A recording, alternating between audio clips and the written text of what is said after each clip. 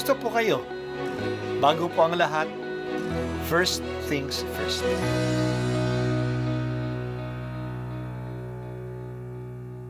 Good morning po. Sinisimulan po natin ngayon ang first things first. At dito po, tinatalakay natin sa unang bahagi ng umaga natin ay ang first readings na binabasa po sa banal na misa. Ito pong tinatalakay natin kasi madalas po kasi marami na tayong alam tungkol sa gospel readings. Pero konti po ang nagsasalita sa first readings. Pero ang first readings, bahagi din po yan ng Biblia, ng banal na kasulatan.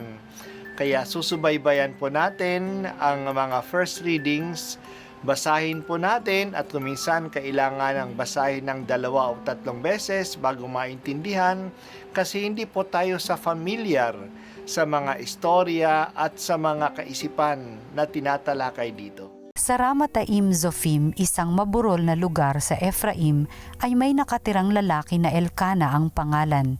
Siya'y anak ni Jeroham at apo ni Eliu na anak ni Tohu at apo Zuf na Efrateo. Dalawa ang asawa ni Elkana, sina Ana at Penina. May mga anak si Penina, ngunit si Ana ay wala. Taon-taon pumupunta si Elkana sa Silo upang sumamba sa Panginoon, sa lugar na pinaglilingkuran ng mga anak ni Eli na sina Ofni at Phines, bilang mga saserdote. Tuwing maghahandog si Elkana, binibigyan niya ng tig-iisang bahagi si Penina at ang mga anak nito. Ngunit kay Ana, bagamat mahal niya, ay isang bahagi lamang ng handog ang ibinibigay niya sapagkat wala itong anak. Dahil dito, lagi siyang tinutuya ng karibal niyang si Penina. Ito'y ginagawa ni Penina taon-taon, tuwing pupunta sila sa bahay ng Panginoon. Labis naman itong dinaramdam ni Ana, anupat naiiyak siya at hindi makakain. Kaya't nilalapitan siya ni Elkana at tinatanong, "Ana, bakit umiiyak ka na naman? Ayaw mong kumain. Bakit ka ba ganyan? Mahalaga pa ba sa iyo ang 10 anak kaysa akin?" Ang salita ng Diyos. Salamat sa Diyos. Sinisimulan natin ngayon ang mga pagbasa na galing sa aklat ni Samuel. Ang 2 aklat ni Samuel ay nabibilang sa tinatawag nating historical books of the Old Testament.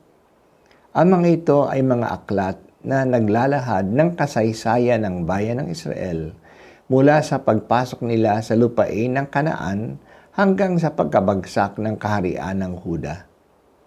Ang kasaysayang ito ay ang mga pangyayari sa bayan mula noong 1200 BC hanggang mga 580 BC.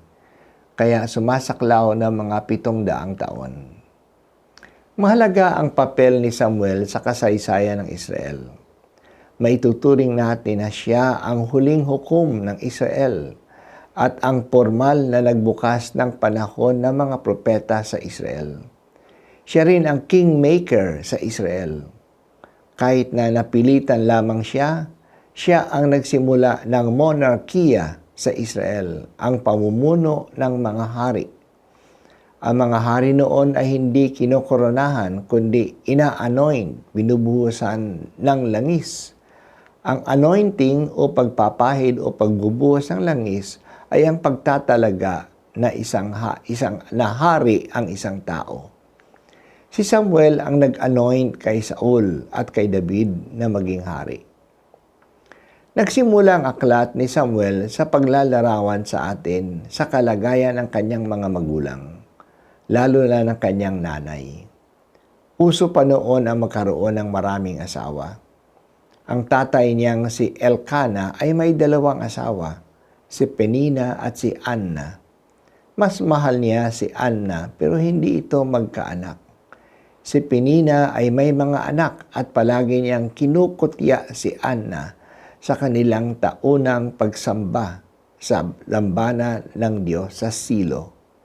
Palaging mabigat ang loob ni Anna sa kanilang pagsamba kahit na inaaliw naman siya ni Elkana na mahal niya siya kahit na wala siyang anak.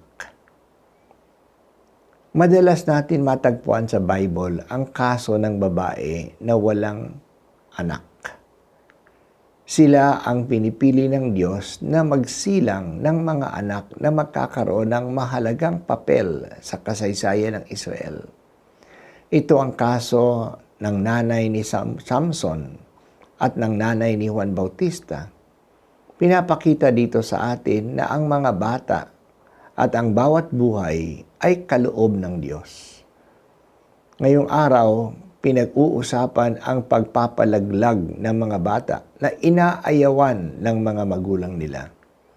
Hindi pinag-uusapan ang maraming mga kaso ng mga magulang na gustong magkaanak pero hindi pinagkakalooban ng anak. Marami din ang mga taong ito. Lalo na ngayon na maraming mga babae ay nag-aasawa na medyo maedad na.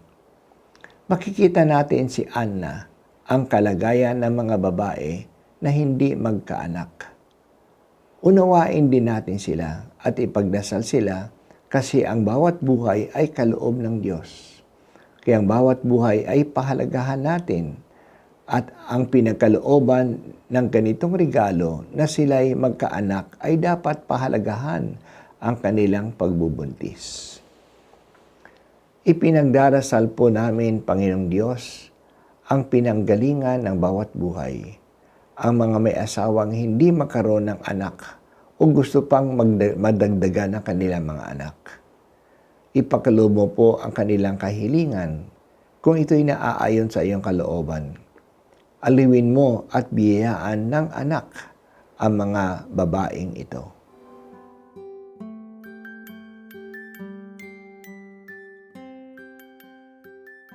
At ako po ay si Bishop Broderick Pabilio dito sa First Things First.